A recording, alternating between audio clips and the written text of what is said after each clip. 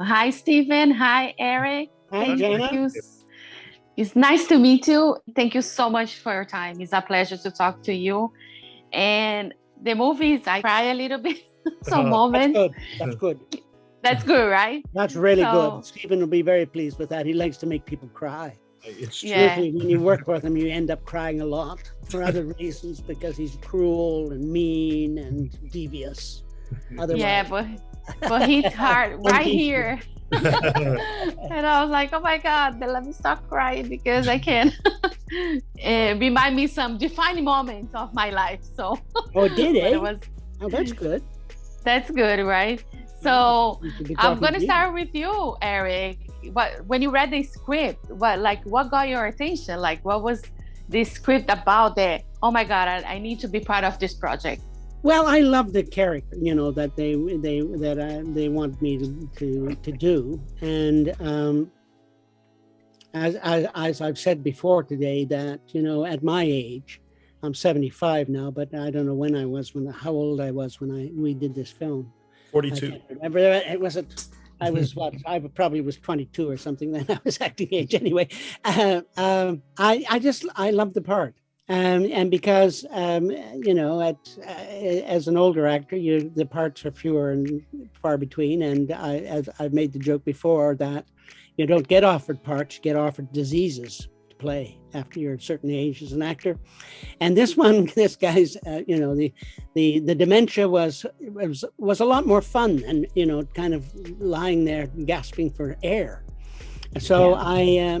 I love the writing. I love the kind of comic element to it, as well as this kind of underlying relationship that he had with the people who loved him, and the relationship he had in this kind of absurd world that dementia had entered him into, where he saw things and other things that alarmed, interested him, and fascinated him. Yeah, it was a great. It was one of those parts you go, yeah, I'd like to try my chops on this one. Yeah. And of course, the other great thing, of course, was that Burt Reynolds was going to be in it. Yeah, exactly. Who could say no to Burt Reynolds?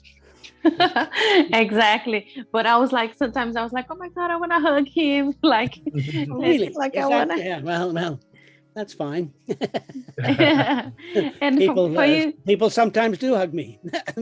Yeah, okay, I know. Hug virtually now. Stephen, I want to ask you, what was the inspiration for the script? I took it from something my mother had said to me before she died. The Burt's line about taking 9 months to be born, I'm going to take 9 months to die, is word for word what she actually had said to me before she had died. And she had started to reconnect with everyone in her life. She had a lot of brothers and sisters and hadn't spent time with them in years, as she do as you get older. And she started reconnecting and spending time with everyone, her friends and stuff. And I just saw her kind of packaging everything up before she went. And she literally died 9 months later, like on the nose, 9 months a day. And I was so moved by it, and just by the profound aspect of the fact of, because we think of death as sudden, even if it's not sudden, we think of it's oh, I'm gone tomorrow, and we don't think about the fact that we might know when it is, and maybe we can do something, to reconnect in our life. And so it started off with that. And I had wanted to do, I loved movies like Nashville and Love Actually that intertwine stories. And the more I thought about it, the more, our defining moments that we all have are different. Some people have happy ones and some people have sad ones. And sometimes they're just about changes in direction. And so I just felt that was kind of, the path that I wanted to take with it. But that's where it started from. It started from something my mother said, and she was always one of those great ones for interesting things to say, and I just glad I was present enough at the time to pay attention to it. Yeah, sometimes mom knows better. I don't know. Well, the truth is that she would love this movie. She would have loved Burt Reynolds, and I know she loved Eric, and She probably had no clue who Shannon was, but she loved everybody else. No, but she would have, because Polly's one of my best friends in the world. She would have loved Polly to no end. In fact, she would have told me Polly has to be in every one of my films, knowing my mother. And your mom would have said that. It's true. Good. Yeah. But I think sometimes though, like we all have that one person in our life that kind of, I was close to both parents. I was one of those few people that actually had loving parents on both sides, both sides, and I liked them both. But my mother always inspired me, because she always believed that she used to, I have this tattoo on my arm which says faith, and it has nothing to do with like religious aspect of it. It has to do with the fact that if I don't have faith in myself, nobody else will. And so I put that, when she died, I put that on my arm to remote, so that mom was always there reminding me. So all I have to do is look in the mirror and I can be reminded of what I'm supposed to do that day. And so, but we all have that. And each of these characters has these people that are hugely vital in their lives, and Burt's character, like his only concentration is his daughter, which is such a lovely, to me, is such a lovely thing, and he has his friendship with Eric's character, but of course they keep it silent, because it's his biggest forbidden, pleasure, to being able to have a friendship outside family. But I think we all have those kind of things. Yeah. Now I'm gonna come to you, Polly. Like, the movie is like very emotional. I was telling them that I got very, like, I cry sometimes. But what was like for you? Like, what got your attention, and how was it for you to work with Burt Reynolds? Oh boy.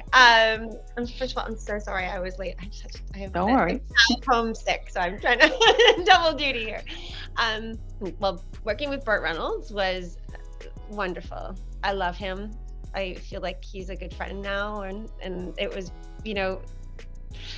with the way things happen in the real world, it's very hard to sort of look back at the film and in retrospect, it's so much bigger. And at the time it was hard, because I'm imagining my own father, or even just losing Burt, which is strange because then we did lose Burt. He was just he took on that role in reality, kind of to guide me, kind of keep me safe. Like I said before, he wanted to make sure, I'm an adult, we're in the same hotel on location. And he was very concerned that no one was walking me to my hotel room in this very nice hotel in a very small town in Canada. Like we aren't, we aren't in a dangerous location, but like that's who he was, and I feel like, then that allowed us to sort of fall into those roles very naturally. And,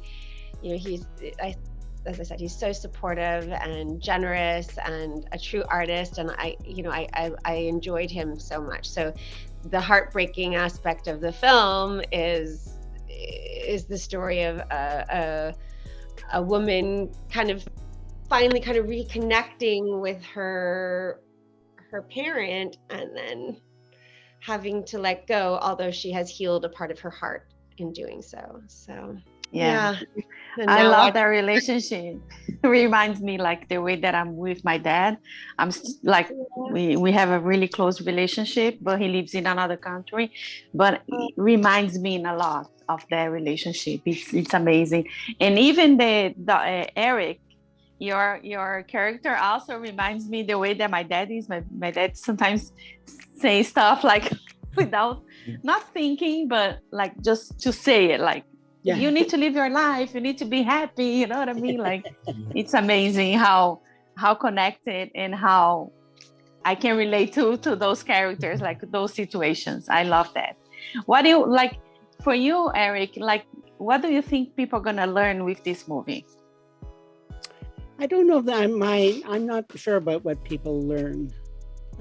I don't know if I think what you've just said about your own life and being reminded of your own life by watching this movie in a way, and making connections that are imaginative by watching this work of imagination, which is called a film. And then having the imagination to kind of extrapolate that to your own situation in many ways is, for me, I think, the pleasure of art in general. I mean, there's other pleasures too, but that's certainly one of them, is the ability to have a chance to make some observations about one's own life by watching the lives of others being enacted in this dedicated way that the art form demands that it be done.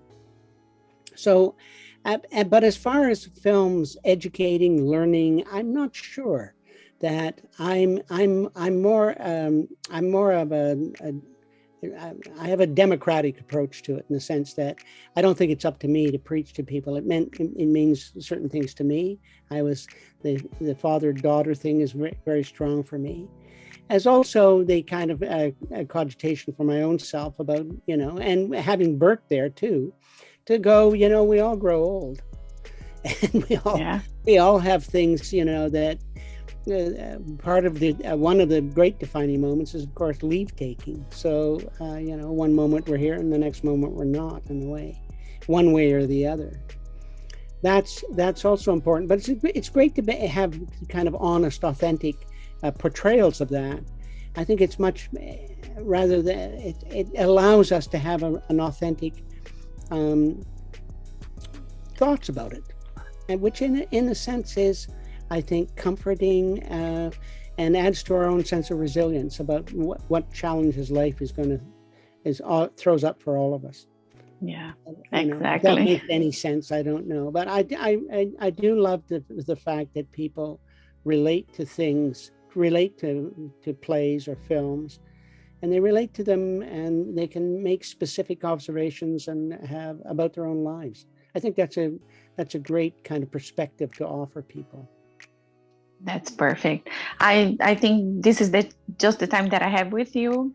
And I just want to thank you guys so much for your time. It's a pleasure. And I hope the movie make a lot of people cry a little bit. I hope it makes them. I hope the whole world's bawling by the end of the film. Yeah. Exactly. So thank you so much. Thank you so much. Okay, thanks, Jana. Thanks. Bye-bye. Bye-bye. If you like this video, don't forget to comment, to like, and subscribe to our channel right here.